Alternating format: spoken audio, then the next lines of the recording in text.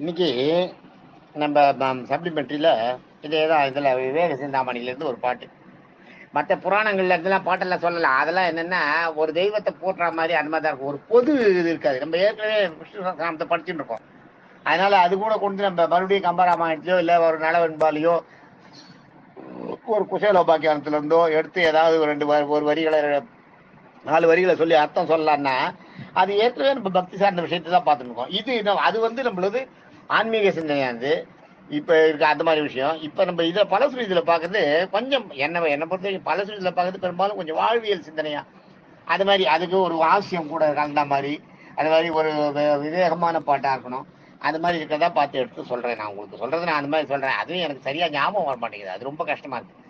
ஒவ்வொன்றும் ஞாபகப்படுத்தி தான் கொண்டு வந்திருக்கேன். நான் கொண்டு வந்து சொல்கிறேன். இப்போ சொல்கிறேன் பாருங்க. இது ஒரு பாட்டு. இது வந்து விவேக சிந்தாமணியில் இருக்க பாட்டு தான். அது வருதான் ஒரு பெண்ணை சொல்கிறதா இருக்கும். ஆனால் இதுக்கு அர்த்தம் வேற. வெம்புவாள் விழுவாள் பொய்யே, மேல் விழுந்து அழுவாள் பொய்யே, தம்மலம் தின்பாள் பொய்யே, சாகிறேன் என்பாள் பொய்யே, அம்பிலும் கொடிய கண்ணால் 1000 சிந்தையாளை நம்பின பேர்க்கெல்லாம் நாசத்தால் நம்பின பேர்கள் எல்லாம் நாசத்தால் சிதைந்து மீளார். மீளார்னு வரணும். அதுல மீளேல்னு கொடுத்து சிதைந்து மீள் வரோன்னு வரணும்.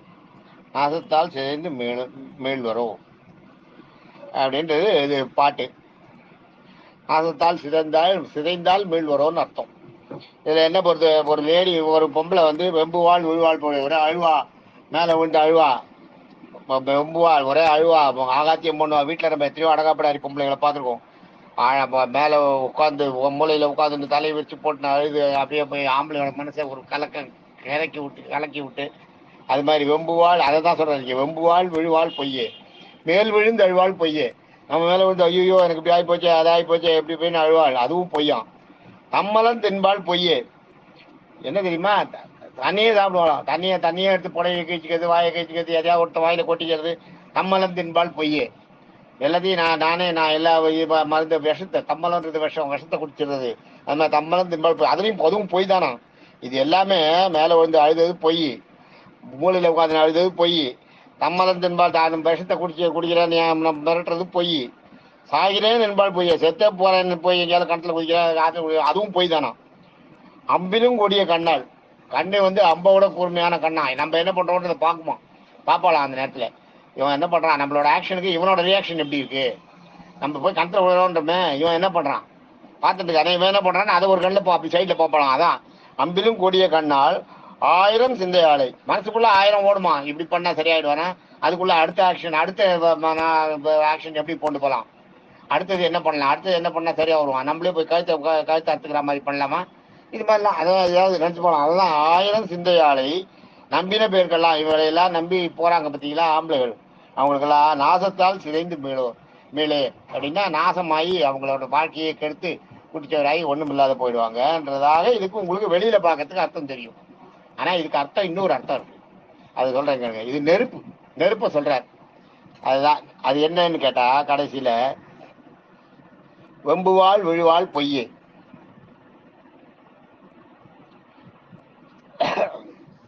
மேலேல் தீயே. மேலேல் நான் சொன்னேன் பார்த்தீங்களா, நாசத்தால் சிதைந்து தீயே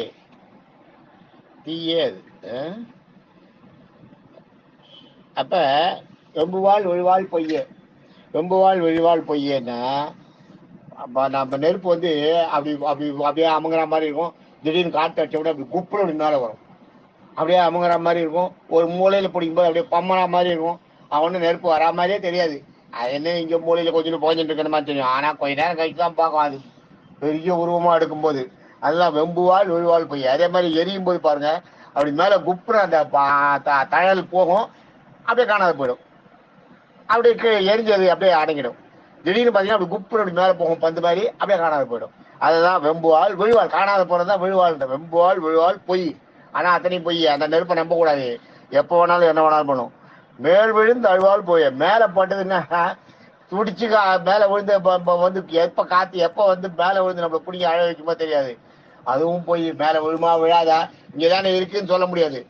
தப்பு அப்படியே எட்டி பிடிச்சிரும். கையில நீங்க மண்ணெண்ணெய் கிட்ட ஏதோ தீ பற்றக்கூடிய பொருளை கையில வச்சிருந்தீங்கன்னா நெருப்பு எப்படி பிடிக்குதே தெரியாது. மேல் விழுந்து அழுவாள் பொய்ய, டக்குனு மேல விழுந்துன்னா பத்தியுமா. தம்மலம் தின்பால் பொய்ய. தம்மலம்ன்றது என்னன்னா தன்னுடைய மலம், தன்னுடைய கழிவை தானே தின்றது. அதுதான் தன்மலம் தின்பால் பொய்ய. தன்மலம்னா என்ன தெரியுமா? ஒரு விறகு எரியுதுன்னா அந்த விறகு எரிஞ்சு போகுது. விறகு எரியிற வரைக்கும் எரியுறது ரைட்டு. எரிஞ்சு முடிஞ்சு அப்புறம் அந்த அந்த தணல் இருக்கு பார்த்தீங்களா, அது அப்படியே எரிஞ்சுனே இருக்கும்.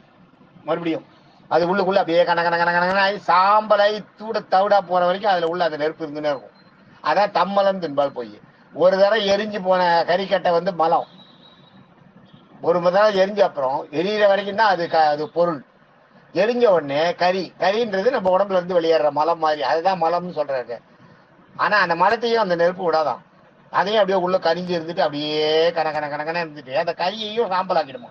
அதுதான் தம்மலம் தின்பால் பொய்யே. சாகிறேன் என்பால் பொய்யே. நெருப்பு பாத்தீங்கன்னா அப்படியே சாம்பல் பூத்து போயிடுச்சு, காலி ஆயிடுச்சுன்னு நினைக்க தெரியுமா உங்களுக்கு? ஒண்ணுமே தெரியாது. நெருப்பு உள்ள இருக்கதே தெரியாது. சாம்பல் நீர் பூத்த நெருப்புன்றாங்களே, அப்படியே உள்ள இருக்கும் நெருப்பு, நம்மளுக்கு தெரியவே தெரியாது. மேல சுத்தமா காலி ஆயிட்ட மாதிரி இருக்கும். காலை வச்சீங்கன்னா தீச்சிரும், நம்ப முடியாது. அதுதான் சாகிறேன் என்பால் பொய்யே. நெருப்பு இல்ல செத்து போச்சுன்ட்டு நீங்க கிட்ட போய் தொட முடியாது, அதுவும் பொய் தான். அம்பிலும் கொடிய கண்ணால். அம்பிலும் கொடிய கண்ணால்னா நெருப்பு அந்த பாயறது இருக்கு, எப்ப எப்படி பாயுன்னே தெரியாது. நீங்க சைட்ல இருந்தீங்கன்னா எந்த நேரத்துல எப்படி அந்த நெருப்புக்கு பக்கத்துல நின்னீங்கன்னா அப்படியே டக்குன்னு ஒரு காத்து அடிச்சதுன்னா டக்குன்னு மூஞ்சியெல்லாம் பத்திக்கிற மாதிரி மேல அடிச்சிடும், மேல கூப்பிட வாரி அடிச்சிடும். அந்த நெருப்பு மேல பட்டதுன்னா ஒரு நிமிஷம் துடிச்சு போயிட்டு தோலெல்லாம் எரிஞ்சே போயிடும். ரொம்ப பக்கத்துல இருந்தீங்கன்னா நெருப்பு இந்த பக்கம் வராதுன்னு சொல்லவே முடியாது.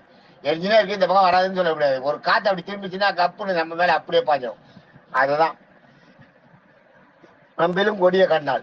எந்த நேரத்துல எப்படி பாயும் தெரியாது. நீங்க அங்க எங்கேயோ மூஞ்சில படாத பார்த்துட்டீங்க, டப்புற ஒரு காத்துல காலில் பார்த்து காலில் பாய்ஞ்சிடும். அம்பிலும் கொடிய கண்ணால். அதான் கண்ணால்னா இதுல என்னன்னா கண்ணாம்ன்றது வந்து பாயறது. அம்பிலும் கொடிய கண்ணால். அதான் அம்போட வேகமா டக்குனு மேல பாய்ஞ்சிடுவான். நீங்க சுதாரிச்சு அந்த பக்கம் போற வரைக்கும் இருக்காது. கண்ணம்னா பாயறது. நீங்க சுதாரிச்சு அந்த பக்கம் போற அளவுக்கே கேப் இருக்காது. அதுக்குள்ள மேல விழுந்து அப்படியே உங்க மேல நெருப்பாயிடும், பத்திக்கும். நீங்க ஓட முடியாது. நெருப்பு இருந்து நீங்க பயந்து ஓடி நெருப்பு தழல்ல இருந்து நீங்க பாயிற தழல்ல இருந்து நீங்க தப்பிக்கவே முடியாது. எரிஞ்சுன்னு வர தழல்ல நெருப்புல தப்பிக்கலாம், பாயிற நெருப்புல இருந்து தப்பிக்க முடியுமா? முடியாது. காத்து அடிச்ச உடனே புசுன்னு அடிக்குத, அதுல இருந்து நீங்க ஓடவே முடியாது, உங்க உடம்பு தீஞ்சு போயிடும். அதுதான் அம்பிலும் கொடிய கண்ணால் ஆயிரம் சிந்தையாளை. ஆயிரம் சிந்தையாள்னா என்ன அர்த்தம்னா எந்த இடத்துல நெருப்பு இருக்குன்னே தெரியாது. நெருப்பு எரிஞ்ச இடத்துல எந்த இடத்துல இருக்கு எந்த இடத்துல இல்லைன்னு கண்டுபிடிக்க முடியுமா? உங்களால முடியாது. அதனால எல்லா இடத்துலயும் சிந்தி போயிருக்குமா அப்படியே நெருப்பு. எப்படி இருக்குன்னு ஆயிரம் சிந்தை ஆலை. சிந்தி ஆலைன்னு இந்த இடத்துல அது என்னன்னா பரவி இருக்குன்னு அர்த்தம். 1000 இடத்துல மொட்டா இருக்கும். இந்த இடத்துல எரிஞ்சு முடிச்ச இடத்துல ஒரு பெரிய தடல் மாதிரி இருக்கு, அந்த இடத்துல எரிஞ்சு இருக்குன்னு வைங்க. உங்களால கண்ணால பார்த்து இந்த இடத்துல நெருப்பு இல்லை இந்த இடத்துல இருக்குன்னு சொல்ல முடியுமா? நெருப்பு இல்லைன்னு நீங்க காலை வைக்கிற இடத்துல சுட்டுரும். நெருப்பு இருக்குன்னு நினைச்சு கலரி பார்த்தீங்கன்னா அங்க ஒண்ணுமே இருக்காது. அதுதான் ஆயிரம் சிந்தை ஆலை. சிந்தி ஆலை எல்லா இடத்துலயும் சிந்தி இருக்கிறது, அதை நம்ப முடியாதான். நம்பின பேருக்கெல்லாம் அதையெல்லாம் நம்பி போனவங்களுக்கெல்லாம் நாசத்தால் சிதைந்து மீளு. நாசத்தால சிதைந்த தீய, நாசத்தால் சிதைந்து தீதான் தீதான். நாசத்தால் சிதைந்து தீதேன்னா தீயாயிடுவாங்கன்னு அர்த்தம். தீயத்தான் சொல்றேன்னு. நாசத்தால் சிதைந்து நம்பின பேர்கள் எல்லாம் நாசத்தால் சிதைந்தார் தீயே. எதுன்னா நீங்க எவ்வளவு நேரம் பொண்ணு நினைச்சு வந்தீங்க, நான் பொண்ணை சொல்ல தீய சொல்றேன்னு சொல்றேன். கடைசியில முதல்ல நம்ம சொல்லும் போதெல்லாம் ஒரு பெண்ணை வந்து இவ்வளவு இறக்கமா மட்டமா பேசுறாரேன்னு நம்ம நினைப்போம் பாட்ட. ஆனா கடைசியில என்ன சொல்ற? நாசத்தால் சிதைந்தார். அது எதுன்னா நாசத்தால் சிதைந்தார் எதனால என்ன? தீயேன்னு கடைசியில முடிக்கிறேன். அதான் அதான் அந்த பாட்டு. அருமையான பாட்டு, ஃபர்ஸ்ட் பாட்டு. வெம்புவாள் விழுவாள் பொய்யே, மேல் விழுந்து அழுவாள் பொய்யே, தம்மனம் தின்பாள் பொய்யே, சாகிறேன் என்பாள் பொய்யே. அம்பினும் கொடிய கண்ணால் ஆயிரம் சிந்தையாளை நம்பின பேருக்கெல்லாம் நாசத்தால் சிதையும் தீயே. நாசத்தால் சிதைந்தார் தீயே பாட்டு. ஃபர்ஸ்ட் கிளாஸ் பாட்டு. தேங்க்யூ.